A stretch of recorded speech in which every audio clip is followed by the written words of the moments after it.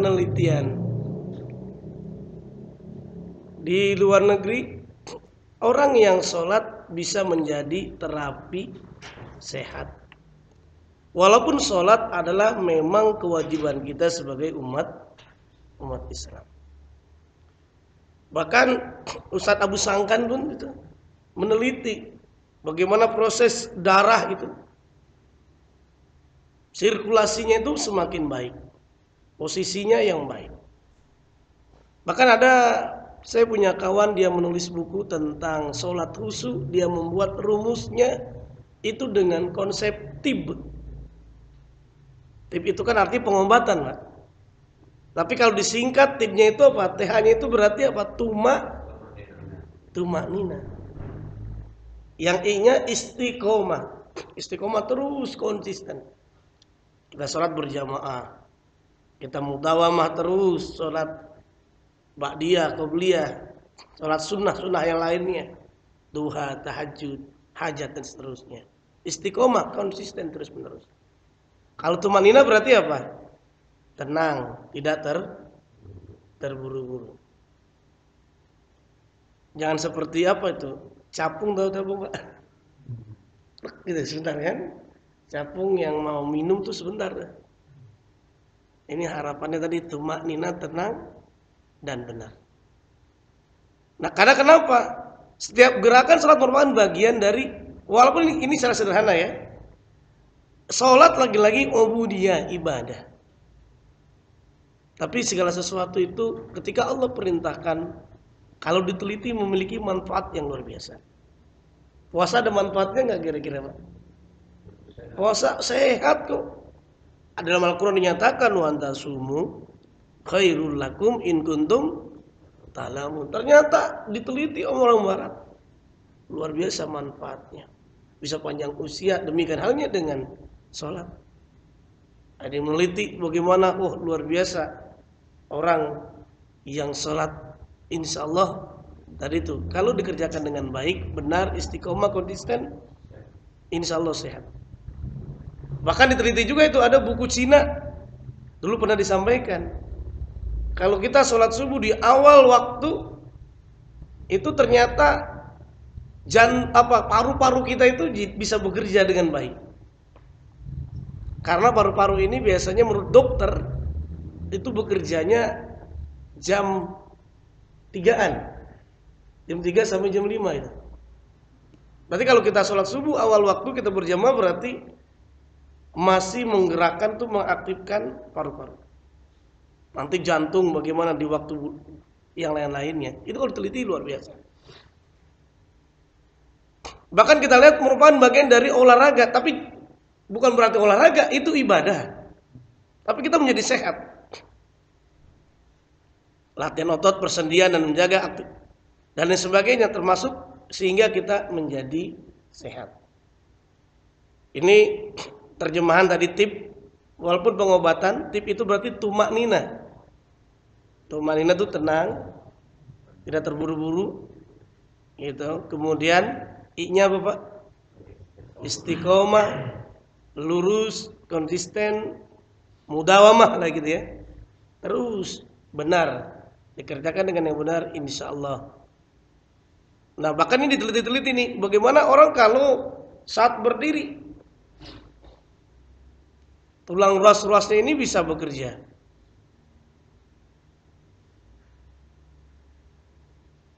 Dalam Al-Quran dinyatakan wa qumu lillahi qanitin. Berdirilah kamu dengan tenang karena Allah.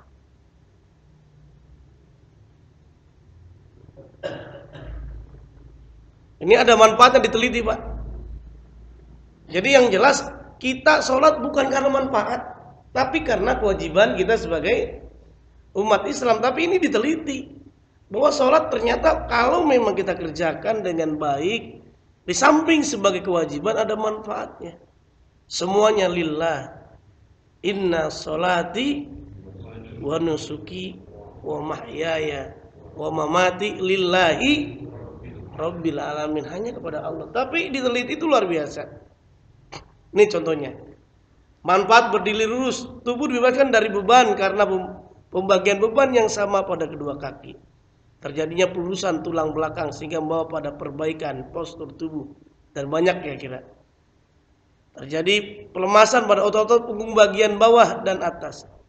Ini pusat otak bagian atas dan bawah dipadukan membentuk suatu kesatuan tujuan sehingga melatih konsentrasi dan lain sebagainya. Yang intinya bahwa banyak yang luar biasa.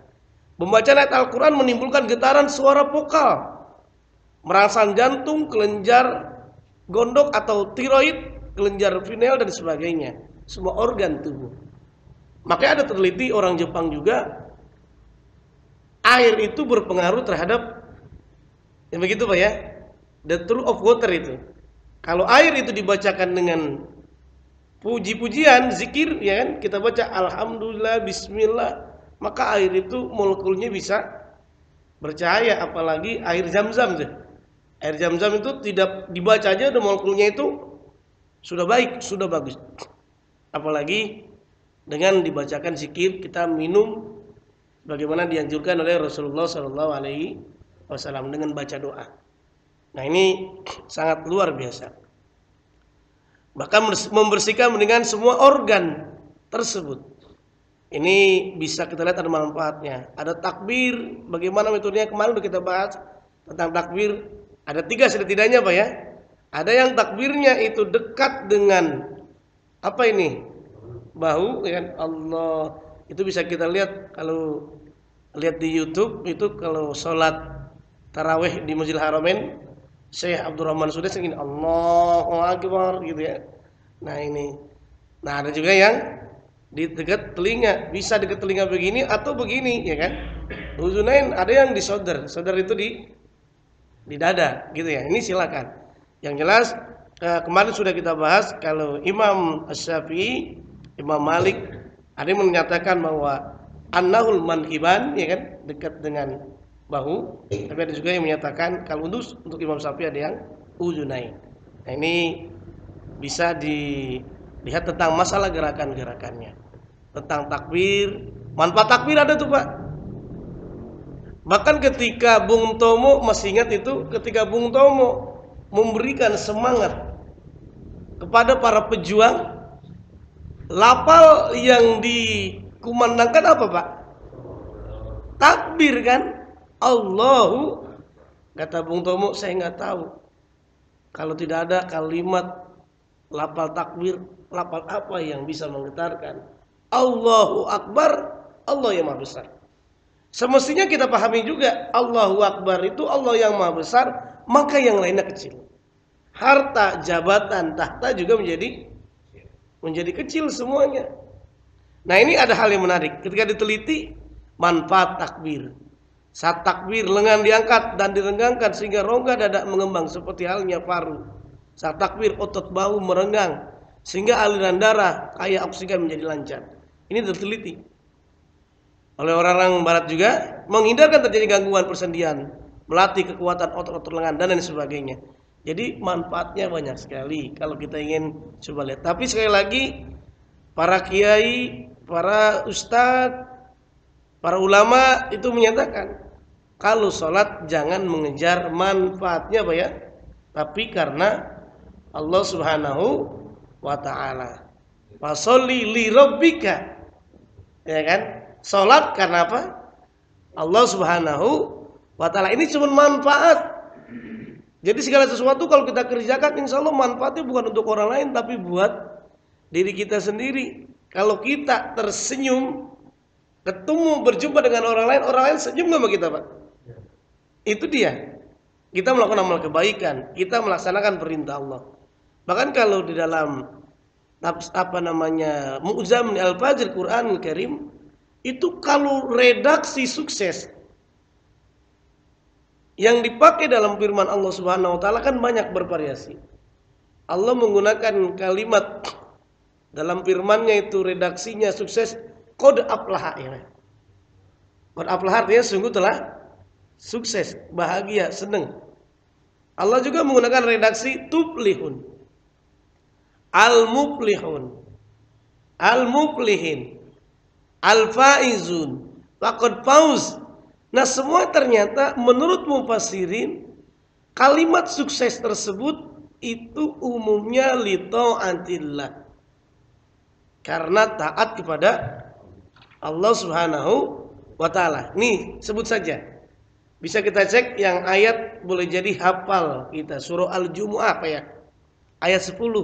Bunyinya gimana, Pak? Itu dikasih resep tuh, Pak. Kalau kita ingin sukses ada 3. Yang Allah telah tegaskan.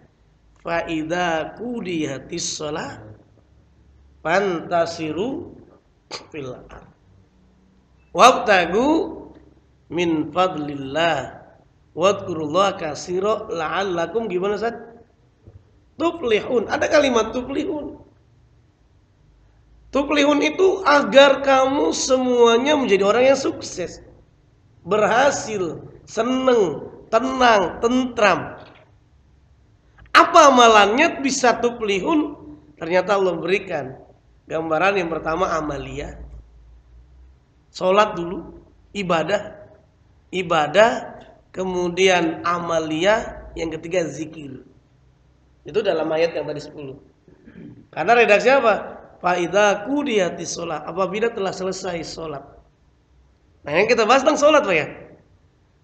Jadi kalau sudah sholat, mufassirin itu menerjemahkan walaupun ayat itu bersifat khusus yaitu sholat Jum'ah, tapi kalimat dalam ayat tersebut bisa juga bermakna tidak hanya sholat Jumat, tapi sholat yang lainnya. Ternyata resepnya apa? Kalau kita ingin sukses, yaitu pertama sholat ibadah, kemudian apa? Amaliyah, tantasiru fil ardh, bertebaran di muka bumi. Suruh ngapain kita? Amaliyah, Pak, kerja. Wabtagu min fadlillah, cari karunia Allah Subhanahu wa taala. Wabtagu min fadlillah. Dan bukan hanya untuk bekerja, diingatkan harus dibentengi hati. Karena saat kita bekerja boleh jadi hati kita sering berburuk sangka. Hati kita boleh jadi sering negatif thinking kepada orang lain. Maka dinyatakan fadhkurullaha katsira, sering banyak berzikir. 3 itu resepnya. Agar memperoleh derajat la'allakum tuflihun. Agar kamu sukses. Tadi sholat, amaliyah, kerja. Ya kan? Kerja itu kan beraneka ragam. Dulu pernah kita bahas kerja, Pak ya. Kerja itu ada orang yang kerja dengan tangannya sendiri. Ada orang yang bekerja untuk orang lain gitu ya. Ada yang mereka berbisnis dengan cara yang baik. Bahkan Nabi menyatakan pekerjaan yang paling utama, yang paling mulia ada 2. Ketika Rasulullah ditanya, ya Rasulullah, ayyu kasbi atyab, pekerjaan apa yang paling baik, yang paling top, yang paling abdol, boleh jadi gitu terjemahannya gitu. Yang paling bagus. Ternyata Nabi menjawab, amalur rajul biadi, orang yang bekerja dengan tangannya sendiri. Masih ingat, Pak? Nabi Adam kerjanya apa ini? Nabi Adam petani. Nabi Adam petani. Ternyata Nabi Zakaria dinyatakan juga itu sebagai tukang kayu. Sama Nabi Nuh tukang kayu, tapi dia bikin perahu. Nabi Idris apa kerjanya dia? Jahit. Nabi Musa pengembala. Nabi Yusuf bendaharawan. Nabi Sulaiman raja di raja kan? Nah, kalau Nabi Muhammad apa? Pedagang, bisnismen. Kan bekerja, saudagar. Kalau kata orang sekarang wirausahawan, Pak. Ya kalau dulu namanya kan at-tajir, pedagang gitu ya. Kalau sekarang wirausahawan. Nah, inilah yang dikata kuncikan. Salat itu kita bisa sukses tadi. Salat atau ibadah, kemudian amaliyah, yang ketiga zikir kepada Allah. Coba kita bandingkan dengan menggunakan redaksi qad aflaha. Bisa cek dalam surah As-Sams ayat 9 ayat 10. Apa bunyinya, Pak? Qad aflaha man zakkaha wa qad khaba mandasa. Ternyata Allah ngasih resep kalau kita ingin sukses, sucikan dulu jiwa kita ini kan. Sungguh telah berasa orang yang telah mensucikan hatinya, jiwanya. Hatinya tadi tuh dia ikhlas, syukur, tidak hasud. Tapi sebaliknya, sungguh telah merugi siapa Pak? Wa qad khaba mandasa, sungguh telah merugi orang yang mengotorinya. Coba kita cek lagi dalam surah Al-Alaq. Itu menggunakan kalimat firman Allah aflah juga. Tapi sama juga ada redaksi salat juga. Qad ayat 14 sampai ayat 15 itu. Bunyinya gimana? Qad aflaha man tazakka wa dzakaras marabbihi fasalla. Ternyata kalau kita ingin sukses dalam Al-Qur'an ada salat juga itu. Man tazakka, orang yang menyucikan jiwanya. Wa dzakaras marabbihi fasalla, dan sering mengingat Allah, berzikir kepada Allah. Salat juga termasuk zikir loh, Pak. Doa, zikir juga semuanya, dimanapun kita berada. Fasolat, nah resepnya tadi nih. Resepnya tadi kalau dalam surah Al-Alaq itu, kalau kita ingin sukses dikasih resep. Orang yang menyucikan jiwanya, dia zikir, kemudian apa Pak? Solat. Kalau solat ini adalah ada action. Kalau bahasa manajemennya masih ingat Pak? Itu namanya activating. Ya kan? Dia bergerak, ada aktivitas. Apalah artinya planning? Apalah artinya organizing? Apalah artinya controlling kalau tidak ada activating? Activating itu diantaranya diterjemahkan juga tadi. Fasolah itu kan sholat, termasuk amaliyah juga, bekerja. Nah ini manfaat bisa kita lihat nanti. Ini manfaat takbir ini banyak nih. Tapi yang jelas ini sekedar tahu saja. Bukan berarti wah ini bukan niatnya karena Allah, tapi justru mengejar manfaat. Itu yang bahaya. Tidak boleh. Tapi sekedar tahu, banyak penelitian yang menyatakan termasuk ruku. Ruku itu tuh dalam hadis dinyatakan posisinya tuh seperti angka 7 nih, Pak. Kan gini nih. Ini posisinya ini berarti ini lurus modelnya. Ini banyak manfaat-manfaatnya ini dalil ruku, manfaat ruku. Nah, bahkan nanti akan kita bahas ini tentang iktidal. Iktidal itu bagaimana? Ini dalam masalah sustaniyah. Dalam pembahasan yang kedua dalam kitab Bidayatul Mujtahid itu dinyatakan. Dhaba Abu Hanifah ila annal iktidala minar ruku'i wa fir ruku' ghairu wajibin. Nah, menurut Imam Abu Hanifah ternyata iktidal. Iktidal itu dari ruku ya, Pak. Dari ruku dia sami Allah liman hamidah itu. Wafir ruku atau saat ruku itu dinyatakan oleh Imam Abu Hanifah ghairu wajibin, tidak wajib.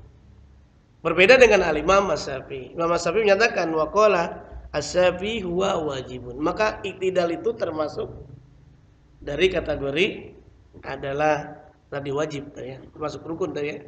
Nah, ini ya baik. Ngomong iktidal ya. Saya pernah sholat di Masjid Jami.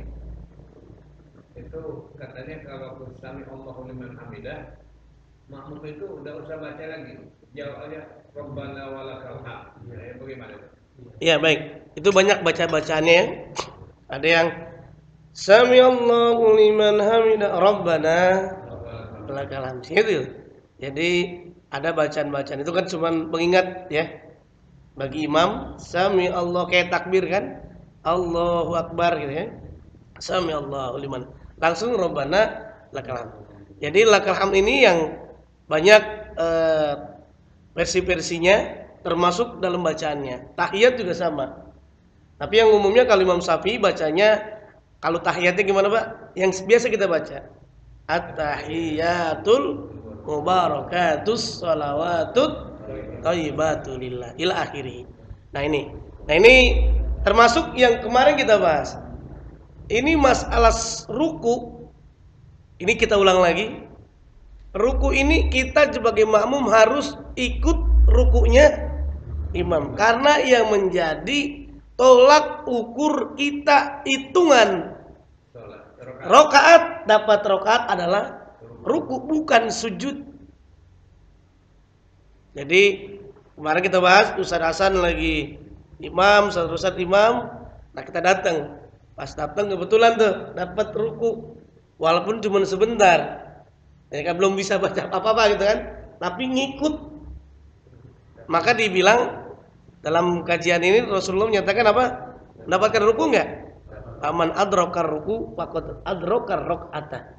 Orang yang ketika dia sholat berjamaah ngikut bareng dengan rukunya imam walaupun sedikit sebentar, maka dianggap satu rakaat.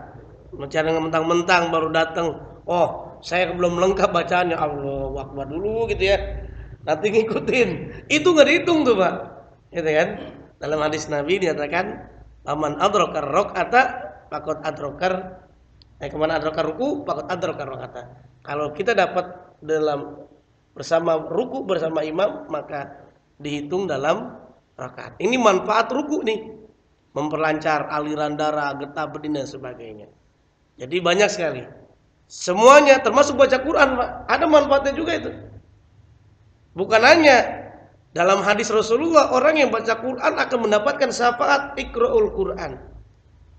Fa innahu yati yaumal qiyamah syafi'an liasabi, akan mendapatkan syafaat. Nah, ini yang bagi yang membaca. Bahkan apa? Orang yang baca Quran itu hatinya, wajahnya bisa bercahaya karena dia baca tadi.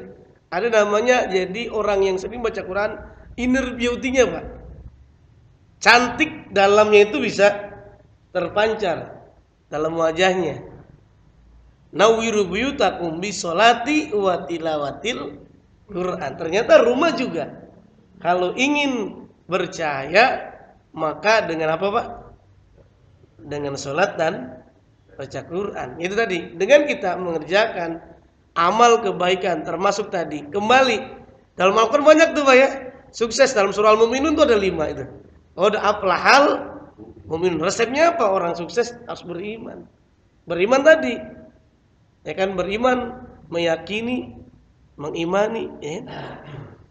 Tentang bagaimana orang kalau udah beriman, masih ingat iman tuh ibarat setrum Pak ya. Setrum. Kelihatan enggak setrum, Pak? Kelihatan enggak kan?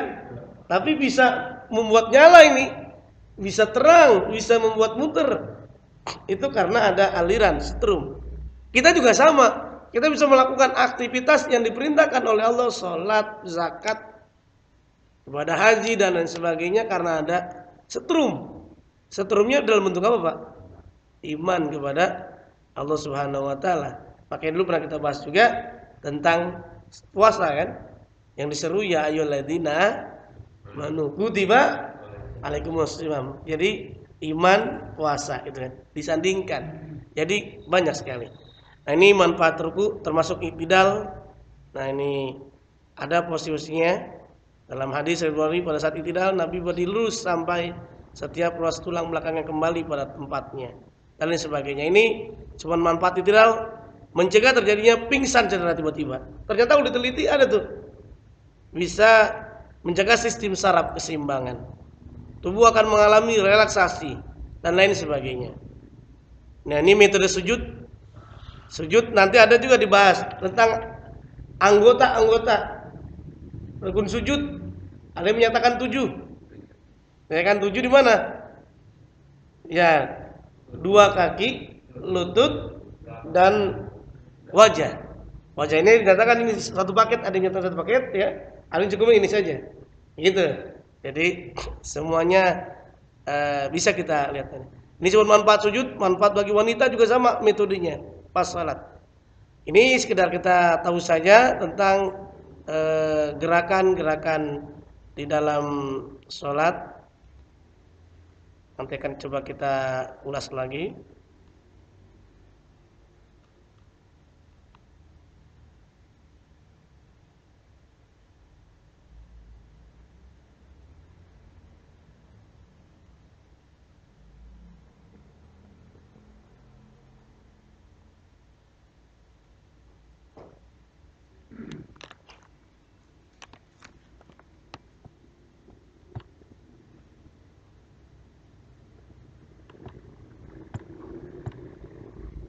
Baik, ini tadi sudah kita bahas, ini mohon maaf bukan ayat 11, ayat 10 nih.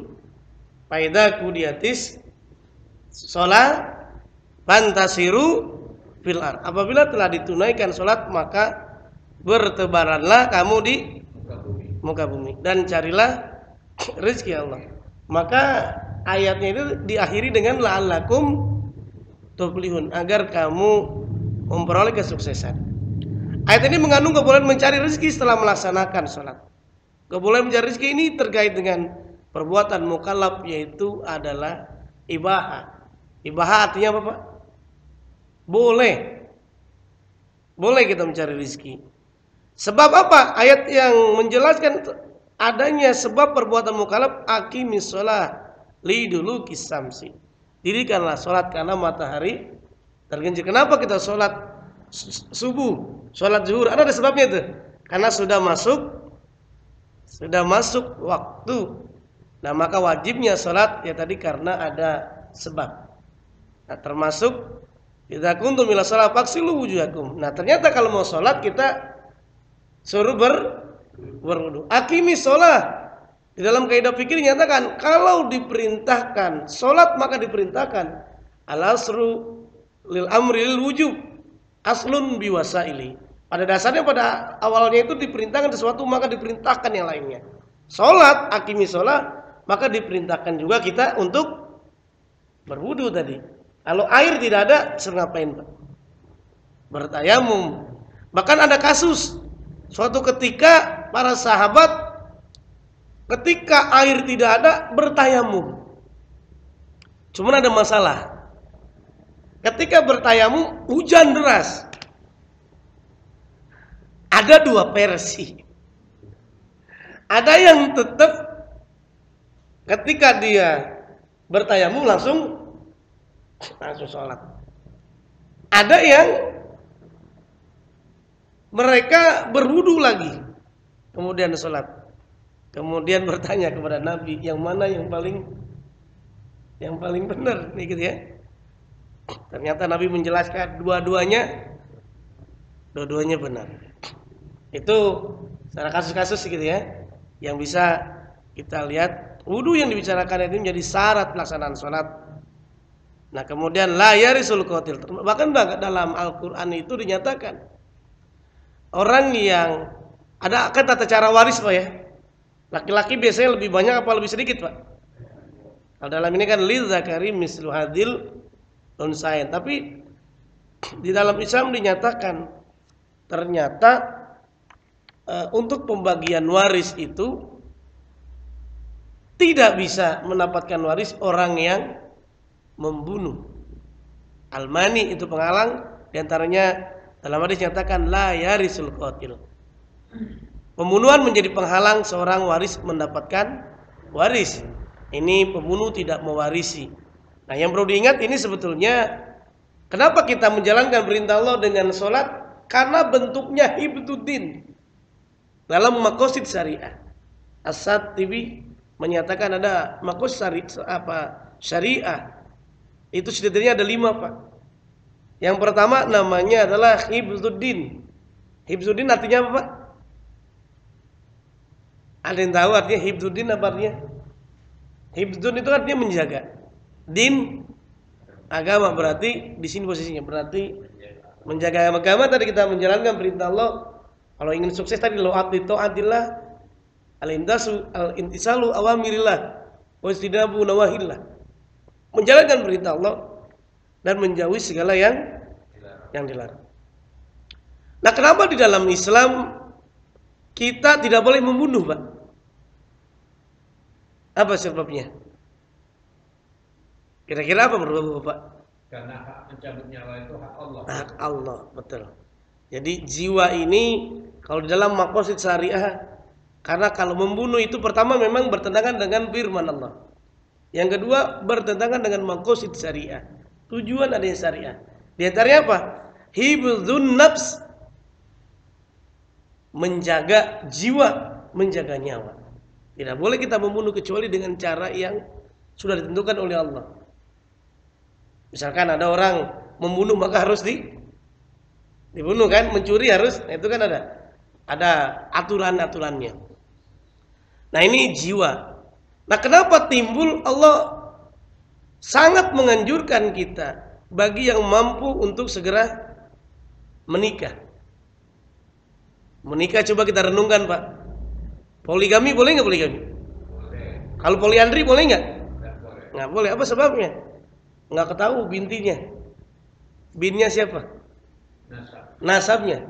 Makanya walaupun dalam Al-Quran udah jelas, hadis juga jelas, makanya kenapa tidak boleh tadi poliandri, istri suaminya ada 4. Kalau istri suaminya ada 4 bingung, kepalanya mirip A, ya kan?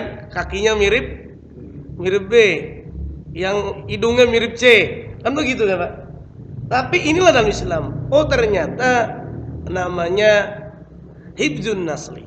Itu hibzun nasli itu artinya menjaga keturunan. Ada juga nih Pak. Kenapa di dalam Islam ini kajian fikih juga? Kenapa di dalam Islam kita tidak boleh mencuri Pak? Hak orang lain. Dalilnya sudah jelas, Al-Quran, hadis juga kan. Tapi yang penting ada, kalau kita mencuri mengambil hak orang lain, harta orang lain tersebut berarti bertentangan dengan maqasid syariah. Yang namanya hifdzul mal, menjaga harta, ada hak dan kewajiban kan Pak ya? Itu berlaku. Hifdzul mal, karenanya tidak boleh kita mengambil yang bukan hak milik kita, termasuk gosok. Kenapa Nabi melarang gosok? Karena kenapa Pak? Bukan milik kita Bu. Iya kan? Tapi kalau kita izin boleh nggak? Diizinin itu menjadi boleh. Ada juga yang dikatakan kuncinya itu, ini bisa kita dilihat ada namanya pikiran, hibzul akli Pak. Kenapa di dalam Islam tidak boleh minuman keras? Tadi pertama dalilnya udah jelas ya kan. Di samping juga tadi bertentangan dengan maqasid syariah dalam hal ini tentang hibzul akli, menjaga akal. Dulu diteliti, orang minuman keras itu sekali minum maka sel-sel yang dalam ini otaknya ratusan yang putus Pak, sel-sel. Nah ini yang sangat luar biasa, termasuk kita dalam sholat nih. Jadi ada yang memelihara harta, akal, keturunan dan sebagainya. Secara filosofi seluruh kegiatan harus sesuai dengan maqasid syariah. Termasuk dalam kita bisa lihat kita sholat, zakat dan seterusnya. Itu ternyata maqasid syariahnya itu banyak sekali. Ini kembali kepada kajian tentang itu daun. Waqtalafa ashabu Malik wa madhabuhu ayyakuna sunnah aw wajib. Berbeda dengan Imam Malik yang menyatakan iktidal minar ruku fir ruku itu dinyatakan bisa sunnah, bisa wajib. Sunnah atau wajib. Apa yang menjadi perbedaannya? Di antaranya hadis Nabi Sallallahu Alaihi Wasallam. Dinyatakan ada hadis Nabi Sallallahu Alaihi Wasallam. Waqad sahha anna Nabi Sallallahu Alaihi Wasallam irka hatta tatma'inna raki'an warqa hatta tatma'inna rafi'an. Rukulah hatta tatma'in, sampai tenang. Maka tadi konsepnya tip kan, tumanina, sampai tenang. Ada yang menyatakan tumanina itu gimana sih ngukurnya? Itu yang penting gak terburu-buru. Tapi ada juga yang menerjemahkannya itu ala qadri tasbih. Ala qadri tasbih berarti apa Pak? Sekedar membaca tasbih tadi. Sekedar membaca tasbih, misalkan kayak hitungannya sebentar, jedanya subhanallah gitu ya. Nah itu udah termasuk kategori tumanina, apalagi tumaninanya lebih lama gitu ya. Itu ala qadri, paling sedikit. Itu yang konsep dalam tumanina. Hirka ata tatmainna rokian, rukulah sampai tenang. Kalau dikasih air tuh air gelas, kalau kita rukunya tadi posisinya adalah pas seperti ini taruh di atas tuh air nggak tumpah Pak. Air nggak tumpah, air di gelas. Kalau itu apa itu? Aqua atau bukan? Air apa tuh namanya Pak? Wah, ajwa. Wow, baru sekarang ya ada air ajwa. Biasanya saya taunya ada air apa Pak? Ada air aqua, ada air apa gitu ya. Ada fit, ada ades total. Tapi banyak Pak orang yang nipu kalau jualan. Dia bilang aqua padahal yang dijual apa? Total. Apalagi kalau mau lebaran Pak. Lebaran udah menjelang akhir nih bulan Syawal nih. Ada bulan Syawal. Datang ke rumah tetangga, ke rumah temen. Yang dikeluarin tuh kaleng biskuit Pak. Tulisannya Hongguan. Dalamnya rempeyek Pak. Iya kan? Palsu Pak. Jadi bukan hanya vaksin palsu. Ya kan? Alamat palsu. Vaksin palsu. Ya Allah. Begitu kan? Untungnya kalau kita punya anak kita diasi. Menurut dokter, itu menurut dokter ya, dokter spesialis di Hermina, kata mereka saat saya konsultasi, anak kita sebetulnya nggak perlu pakai vaksin atau apa sebetulnya gitu ya, sudah ada imun dari ASI itu. Nah ini model yang bisa kita lihat. Ini kembali dalam hadis Rasulullah, irka hatta tatma'inna raqiyan warfa hatta tatma'inna rafi'an. Dan bangkitlah dari ruku tadi, itidal tadi, hatta tatma'inna rafi'an. Dalam keadaan tadi apa? Tenang, tidak tergesa-gesa, tidak terburu-buru. Ini, nah dari hadis inilah ada yang menyatakan, terutama Al-Imam Syafi'i menyatakan maka iktidal itu menjadi wajib. Kalau Imam Malik bisa wajib, bisa sunnah. Kemudian kalau Imam Abu Hanifah itu tidak wajib. Nah ini tentang iktidal. Ada juga yang menjadi masalah al-mas'alatu salisah. Ikhtalafal fuqaha fi hayatil julus. Ada pembahasan yang ketiga, yaitu perbedaan ulama tentang bentuk posisi gerakan duduk Pak. Kalau kita lebih dikenal kalau yang pertama ada tahiyat yang pertama, ada tahiyat yang akhir, tasawuf awal, ada namanya tasawuf akhir. Bagaimana nih posisinya? Antara Imam Malik, kemudian Imam Abu Hanifah, termasuk dengan Imam Asy-Syafi'i, ternyata berbeda. Kalau menurut Imam Malik itu dinyatakan duduk tasahud, ternyata dinyatakan faqala Malik washabu dan para murid-muridnya bi'al tiaihi fi ilal ardi wa yansibu rijlahul yumna wa yasnal yusra, yang artinya bahwa posisi duduk itu ketika sholat pantat, dua pantat ini ilal ardi, ngapain Pak? Nempel di ke sini nih, ke bumi, ke tanah.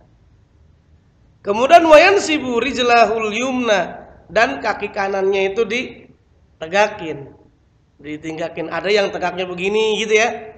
Ada yang kadang-kadang kagak kuat jadi separoh gitu kan. Ada juga yang nggak kuat juga, kadang-kadang nggak bisa juga karena kakinya bekas cacat gitu kan, bekas jatuh. Maka ada yang sholatnya berdiri, itu sesuai dengan kemampuan. Laha maka sahabat waleha maktasabat, sesuai dengan kemampuan. Oh tidak bisa, kadang-kadang kita lagi capek, lagi letih, mau berdiri sakit, bisa duduk boleh kan? Boleh kan? Nah kalau dalam posisi duduk, bisa nggak kira-kira duduk tasahud itu bisa nggak kira-kira? Nggak bisa kan? Artinya posisinya lihat tergantung. Nah jadi dua pantat itu kena lantai, kena bumi sini, kemudian wayan siburi jelahul yumna, dan kaki kanan itu didirikan, ditegakkan, wayusnal yusra, dan kaki kirinya itu dimasukin. Ya kan, kalau posisinya kan berarti seperti ini ya. Nah kalau menurut Imam Malik, posisi duduknya itu seperti tasawuf akhir gitu ya. Itu Imam Malik. Nah kemudian sama kata Imam Malik, termasuk julusul mar wa julusul marati indau ka julusir rajul, termasuk duduknya posisi perempuan sama dengan laki-laki, berbeda dengan Imam Abu Hanifah. Wa qala Abu Hanifah wa ashabu, Imam Abu Hanifah dan murid-muridnya menyatakan yansibur rijl al-yumna, kaki kanannya ditegakkan, wayak udu alal yusro, pantatnya ini kaki kiri didudukin, Pak. Berarti seperti tasahud awal. Jadi tasawuf awal seperti inilah kurang lebih Pak. Ini nih Imam Abu Hanifah. Tapi kalau Imam Malik itu posisinya seperti tasawuf akhir. Nah, bagaimana Al-Imam Syafi'i? Ini posisinya al-jam. Al-jam itu apa? Kalau untuk tasawuf awal menurut Imam Syafi'i lebih cenderung kepada pendapat Imam Abu Hanifah.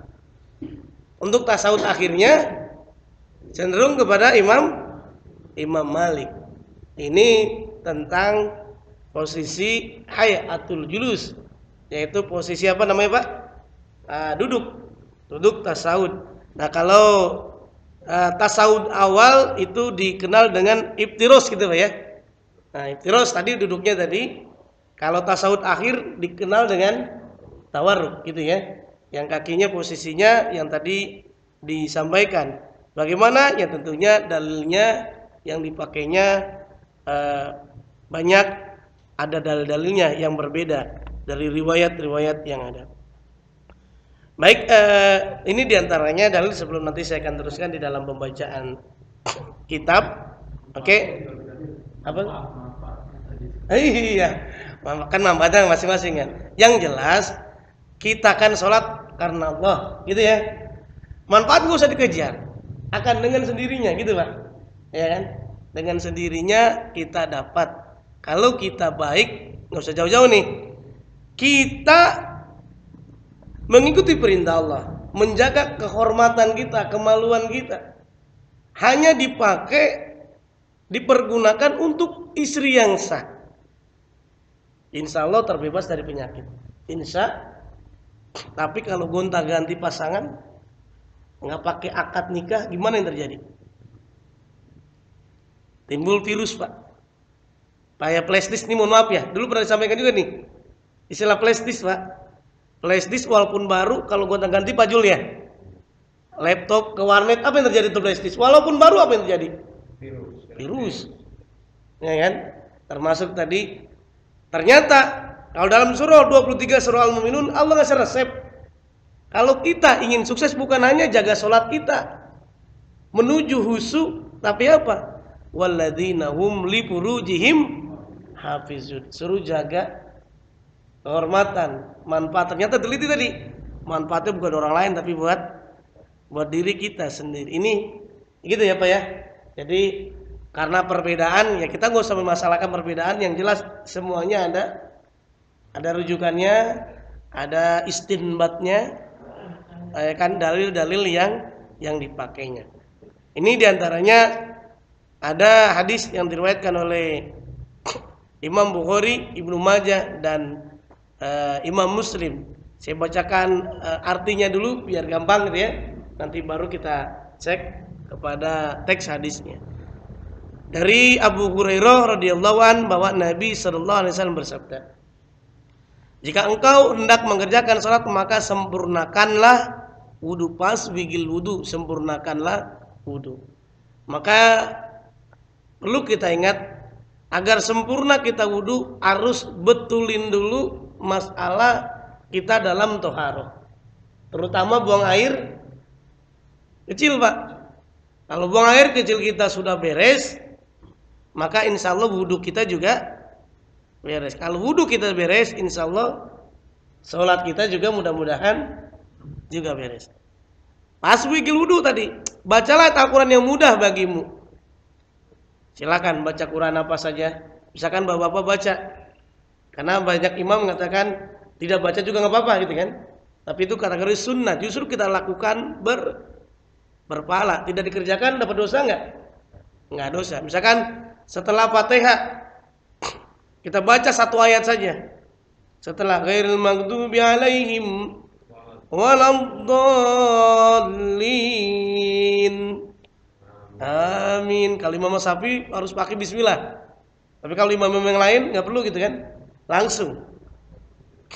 Nah ternyata misalkan menurut yang di Timur Tengah misalkan langsung Yasin Allahu Akbar, boleh nggak Pak? Boleh. Boleh. Cuman asal nggak malu aja kita gitu, jadi imam gitu ya, begitu. Lalu cara ininya kaifiatnya boleh, cuman kadang-kadang masa tanggung amat gitu ya, ya kan minimal boleh jadi 3 ayat. Surah Al-Kautsar berapa ayat tuh Pak? 3 ayat kan. Inna a'tainakal kautsar fasholli li rabbika wanhar. Inna itu kalau orang kagak hafal Pak bingung tuh. Kagak rampung-rampung tuh para jam. Inna 3 kali disebutin di belakang bilang inna lillahi wa inna ilaihi rajiun, karena dia kagak paham nggak hafal dia terbaca dah. Inna lillahi wa inna ilaihi rajiun, bubar salatnya. Nah itu dia kan. Nah ini masalah bacaannya. Bagimu lalu rukulah hingga engkau tenang. Ini kan tadi iktidal yang kita bacakan tadi. Tumanina dalam ruku kemudian bangunlah. Hingga engkau tegak berdiri lalu sujudlah hingga engkau tenang. Dalam sujud kemudian bangunlah hingga engkau tenang dalam sujud. Lalu sujudlah hingga engkau tenang dalam sujud. Lakukan hal itu dalam sholatmu seluruhnya. Ini kan masalah tumanina ya. Tumanina itu tenang, tidak tergesa-gesa, tidak terburu-buru. Ini hadis ini dikeluarkan lafadznya itu menurut Imam Bukhari, kemudian Ibnu Majah dengan sanad dari Muslim hingga engkau tenang berdiri. Artinya ganti rakaat lagi kan. Ini karena kata kuncinya adalah tenang. Nah ini dinyatakan tadi teks Indonesianya An Nabi Hurairah radhiyallahu anhu Nabi sallallahu alaihi wasallam qala idza qumtu ila shalah fasbighil wudu, maka sempurnakanlah wudu kita. Summa istaqbalil kiblah, kemudian menghadap kiblat. Nah ini menghadap kiblat kadang-kadang menjadi masalah nih pada berantem Pak ya. Hah? Ada yang lurus, ada yang harus belok, udah yang penting mas sholat gitu ya. Jangan dipermasalahkan. Pokoknya menghadap kiblat silakan. Karena kalau dipaksakan juga menjadi masalah. Fatwa MUI ada 2 itu.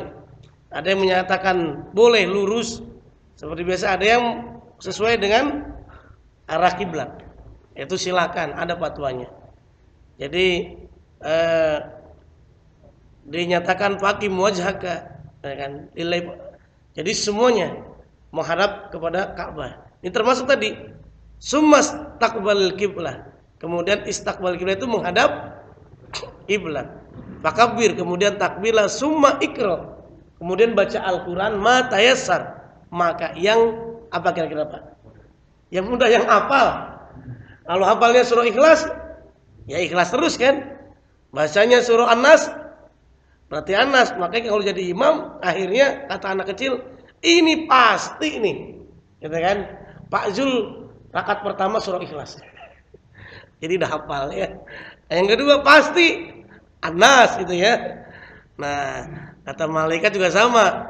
Zuhur Ikhlas. Maghrib Ikhlas. Asar kata malaikat ini pasti subuh Pade Ikhlas lagi. Udah apa? Jadi tapi yang jelas matayassara, yang mudah, yang dihafal. Kalau yang hafal itu tapi diharapkan tadi mumpung masih ada waktu ya dihafalin lah ayat-ayat lagi yang lainnya. Matayassara maka min Al-Qur'an summa irka hatta tatmain. Kemudian rukulah sampai tenang, tentram. Ya tadi ada yang menyatakan juga tenang itu diantaranya kalau ditaruh air 1 gelas, ya kan itu tidak tumpah. Itu ciri-ciri dari kalau saat kita rukunya itu ruku yang tenang, tatmain. Summa irfa, bangun hatta ta'tadila qaiman, sampai berdiri, summa sujud, kemudian sujud hatta tatmaina, sampai apa Pak? Tenang. Sajidan summa irfa, bangunlah hatta tatmain, sampai tenang, enggak tergesa-gesa, jalisan, sampai kita berdiri. Nanti kita takbir, namanya takbir intikal gitu kan.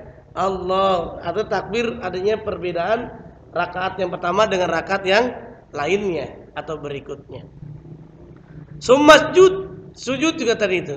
Semua ifal zalika fi salatika kuliah. Semuanya sama, diulang-ulang dalam rakaatnya. Kalau subuh berarti 2 rakaat, kalau maghrib 3, asar 4 dan seterusnya kira-kira. Ini yang bisa kita lihat tentang hadis Nabi Sallallahu Alaihi Wasallam. Kemudian termasuk hadis yang diriwayatkan oleh Imam Bukhari. Nah ini akan saya bacakan tentang duduk nih Pak. Tadi dinyatakan duduk antara Imam Malik, Imam Abu Hanifah, Imam Asy-Syafi'i itu berbeda. Kalau Imam Syafi'i sekali lagi kalau tasawuf awalnya sama dengan Imam Abu Hanifah.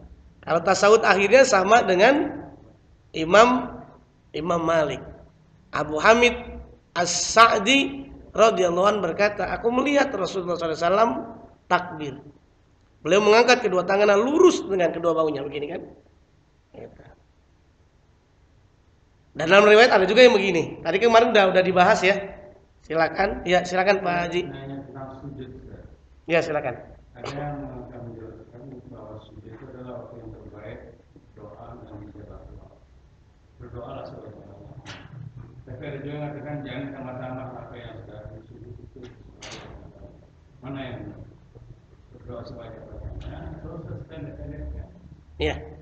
Baik, tentang bacaan sujud itu memang juga ada terjadi perbedaan ya. Ada yang menyatakan cukup dalam sujud ya. Sujud yang kita baca gimana tuh Pak? Subhana rabbiyal a'la wa bihamdi. Tapi ada juga ulama menyatakan sampai Nabi sujudnya lama apa yang dibaca, gitu kan? Ada yang menyatakan dalam riwayat, ada yang membolehkan, ada yang boleh baca Quran di dalamnya. Begitu. Ada yang boleh berdoa, gitu ya. Ada yang tidak perlu ditambah-tambah, gitu ya.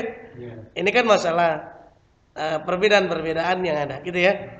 Nah, tapi pada umumnya kalau di masyarakat kita, apalagi ini biasanya yang dibaca yang sesuai dengan kaifiat yang ada aja itu. Tapi kalau membaca, misalkan ada nggak rujukannya? Ketika dia ruku dia baca Quran, ada itu hadis nabinya. Ada hadisnya, bahkan doanya juga ada juga dalam riwayat yang dulu pernah. Kalau tidak salah pernah kita ulas. Begitu Pak Haji ya. Jadi kata kuncinya mau yang seperti biasa Pak Haji yang baca tadi. Apa namanya? Baca tadi subhana rabbiyal a'la wa bihamdi gitu kan. Kemudian tumaninanya yang lama. Begitu kan? Ternyata diteliti ketika waktu sujud itu terjadi tuh Pak. Ini akan bagus nih otak kita nih Pak. Menghindari apa namanya itu yang penyakit sakit kepala apa tuh Pak? Pusing, migren. Tapi jangan terburu-buru itu posisinya tadi. Makanya kalau sholat juga saya dapat informasi itu diteliti oleh dokter spesialis itu ketika saya konsultasi dia dokter spesialis yang meneliti tentang sholat itu dia menyatakan hendaknya sujudnya itu dilamakan sebentar. Karena kenapa? Sirkulasinya itu bisa lebih bagus untuk kesehatan. Katanya gitu. Di samping kita ibadah kepada Allah Subhanahu wa taala. Apalagi ketika Nabi sujudnya lama. Kenapa emang? Cucunya Hasan dan Husain naik di punggungnya kan begitu ya. Jadi ada sebab gitu. Wallahu alam Pak Haji ya. Silakan yang di mana yang mau dipakai mau yang seperti biasa silakan. Ustaz, ya. Pokoknya kita surahnya ngapal. Pakai kertas rumahnya bisa boleh nggak? Oke. Kalau menurut Imam Syafi'i itu kan masalah gerakan. Kalau menurut Imam Syafi'i kalau gerakan yang lebih dari 3 bisa membatalkan. Tapi kalau menurut imam yang lain kayak di Arab itu orang jadi makmum kan baca Quran gitu kan? Begitu, Pak. Nah, ini tidak membatalkan. Tapi ini makanya kalau menurut Imam Syafi'i yang gerakannya tadi 3 lebih dari 3, karena kalau ngambil lagi kan contekannya gitu kan. Makanya kalau sekarang ada imam-imam tuh, imam-imam di Masjid Raya, karena imamnya misalkan biar lebih hafal, depannya ada Quran besar tuh, gitu kan? Kalau Quran besar kan tidak ada gerakan kan? Nah, dibaca gitu kan, karena besar Qurannya kan kelihatan. Tapi kalau tulisan, misalkan tadi kata Pak Ade, tulisannya nulis udah gitu kecil lagi kan, harus pakai kayak kacamata pembesar dulu gitu, gitu kan? Kalau menurut Imam Syafi'i gerakannya lebih dari 3 bisa membatalkan. Tapi kalau menurut mazhab yang lain tidak membatalkan. Begitu, wallahu alam. Tadi tinggal lihat. Kalau kita ya sahapalnya aja tadi makanya. Hafalnya cuma Yasin, ya udah Yasin aja gitu kan. Wah, hebat amat Pak Ade. Baca Quran jadi Imam Yasin, ternyata Allahu Akbar. Begitu Pak Ade ya. Jadi masalah gerakan tadi tinggal tergantung kita gitu. Kalau kita Imam Syafi'i, maka gerakannya tidak boleh dari 3 kali gerakan. Tapi yang lain bisa. Kalau imam membaca surah, kita mau baca Fatihah, itu nggak memerhatiin surah kita. Salahnya imam nggak ketahuan kalau kita. Ini dia baca surah, kita kan dengerin, nggak baca Fatihah. Gimana? Jadi Baca Fatihah. dalam fikih Syafi'i ya, kalau kita ya kan sholat berjamaah itu setidak-tidaknya al-aqal itu baca Fatihah setelah baca Kan begitu Pak. Jadi Betul. tidak langsung setelah Fatihah, langsung dia baca surat. Dia kasih jeda waktu sebentar untuk orang baca Fatihah supaya tidak bercabang pikirannya. Baca Fatihah sampai mendengar juga surat yang dibaca Iya. imam. Jadi itu perlu imam itu dikasih Iya, tahu, Pak. perlu ada training juga gitu ya. Oke, ada yang menarik tadi. Memang begitu. Ada beberapa ada jeda. Di samping juga tarik nafas juga gitu kan. Tarik nafas. Nah, ada yang menarik saya ingin sampaikan. Syekh Abdurrahman Sudais kan imam di Masjidil Haram ya. Nah, itu ketika dia jadi imam kan biasanya bismillahnya tuh sir kan. Bismillahirrahmanirrahim. Gitu kan? Alhamdulillahi Rabbil Alamin. Itu dan seterusnya. Tapi ketika jadi imam di masjid di Malaysia, bacanya jahar. Awal sholat biasanya nggak pakai Bismillah. Bismillah. Dan saya Abdurrahman Sudais itu pakai Bismillah. Berarti tadi tuh imam yang baik adalah yang mengetahui kondisi makmum. Maka dalam hadis nyatakan idza ammal imam fal yukhafif. Gitu kan ya. Kalau jadi imam maka diringankan. Saya jadi belajar. Oh, iya. Saya Abdurrahman Sudais dengan biasanya nggak pakai baca, tapi kenceng bacanya. Baik Fatihah maupun yang awal. Ya kan Bismillahirrahmanirrahim. Sabbihisma rabbikal a'la. Itu gitu. Nah, termasuk tadi yang kebanyakan memang setelah Fatihah ada jeda. Kira-kira beberapa bacaan lah. Mungkin ala sebentar gitu kan. Nah, ada juga yang tidak perlu langsung tuh. Dalam hitungan beberapa ketukan gitu ya. Langsung bisa. Tapi yang jelas tadi masalah bacaan Fatihah terjadi perbedaan. Kalau menurut As-Syafi'i, Imam As-Syafi'i, maka makmum itu harus ikut gerakan imam. Setelah imam baca Fatihah, setelah selesai amin, maka disunnahkan makmum juga baca Fatihah. Tapi yang lainnya tidak, karena dianggap bacaan imam itu ditanggung makmum oleh imam, seperti naik kereta. Semuanya keselamatannya walaupun diserahkan kepada Allah, tapi juga tergantung tadi masinisnya ugal-ugalan kagak kira-kira. Jadi jadi begitu kan gitu ya. Karena sekarang orang banyak Pak naik mobil aja itu main ugal-ugalan Pak. Bukan hanya angkot-angkot yang kecil tuh Pak Haji Rajab. Kalau kita naik ke tol jurusan Jakarta Merak itu mobil pada main. Di tol tuh padahal itu ngejar-ngejar trayek tuh. Kalau kurang hati-hatinya itu bisa kita tertabrak gitu ya. Nah, tapi ini diingatkan, imam semuanya yang menentukan baik atau tidaknya. Termasuk kita. Kenapa kita suruh berjamaah? Kalau kita tidak baik dalam bacaannya, kan enak tuh kalau berjamaah. Nilainya jadi besar. Sama halnya Pak Ade mau beli pisang.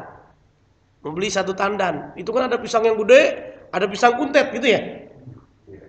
Kalau dipisah, kira-kira pisang kuntet laku nggak kira-kira? Enggak laku kan? Tapi karena diborong, gitu ya. Berapa harganya? 100.000. Yang kuntet 100.000 juga.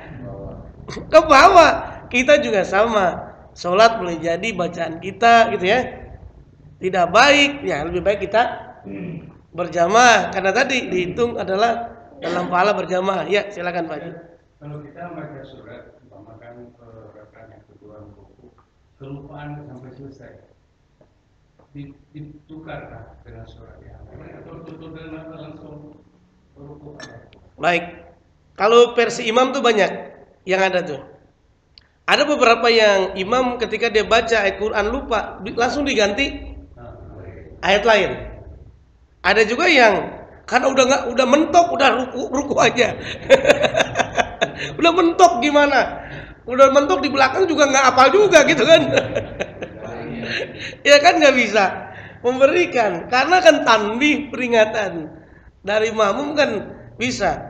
Kalau bacaan Quran itu bukan itu kan, tapi neruskan kan, membetulkan, gitu kan. Tapi di belakang kan nggak ada yang nerusin ini.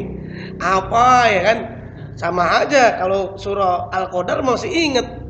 Inna anzalnahu fi biasakan Lailatul Qadar. Dia baca imam salah.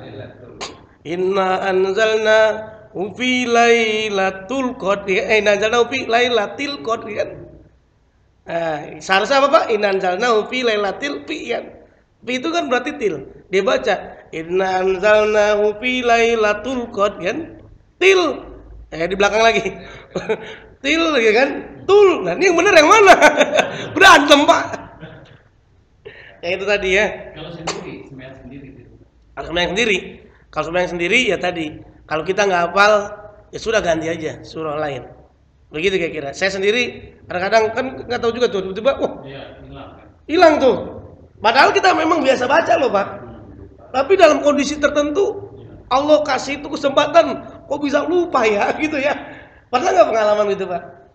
Iya kan? Pernah. Karena kan apa? Manusia itu tempatnya lupa Pak. Makanya untung Pak Haji dalam ini waktu tidur dilupakan semuanya masalahnya. Seperti mati sama tidur kan beda tipis tuh. Kalau tidur istirahat sementara, ruh dibalikin lagi. Tapi kalau mati, ruhnya tuh selama-lamanya. Bayangin Pak, padahal matanya masih ada, sama Pak. Hidungnya masih ada nggak orang meninggal? Ya kan, tangannya masih ada, nggak ada yang berkurang Pak. Yang berkurang apanya? Ruhnya tidak berfungsi menjadi bangkai. Makanya kata Bung Roma Irama kan jadi jasad iya jadi belatung itu. Jangan sombong kita. Nah ini semoga ada manfaat yang nggak terasa ini Pak Haji. Kita hanya sambil lihat sedikit. Oh ya baik. Kalau kita salah mau pindah surat langsung atau astagfirullahaladzim dulu yang ada. Jadi yang astagfirullah justru nggak pakai itu, langsung aja baca. Jadi justru kalau baca jadi astagfirullah itu membatalkan karena dianggap di luar bacaan sholat. Jadi kalau kita sholat, waduh, gitu kan? Astagfirullah, gitu kan? Ada yang bersin, alhamdulillah. Ya arhamukallah. Gitu Pak Haji ya. Jadi langsung aja. Itu kan kita minta ampun salah yang tadi yang lupa itu. Iya, tapi lagi sholat itu tadi shollu kama ra'aitumuni usolli, hendaknya yang dibaca adalah bacaan dalam sholat kita. Wallahu alam. Ini saya lagi nih, mohon maaf nih udah 6:30 nih. Ya kan? Ini Pak Haji sudah ngeliat jam ini. Baik, semoga ada manfaatnya buat kita semuanya. Kita tutup dengan doa penutup majelis. Subhanakallahumma wa bihamdika asyhadu an la ilaha illa anta astaghfiruka wa atubu ilaik. Walafu minkum. Wassalamualaikum warahmatullahi wabarakatuh.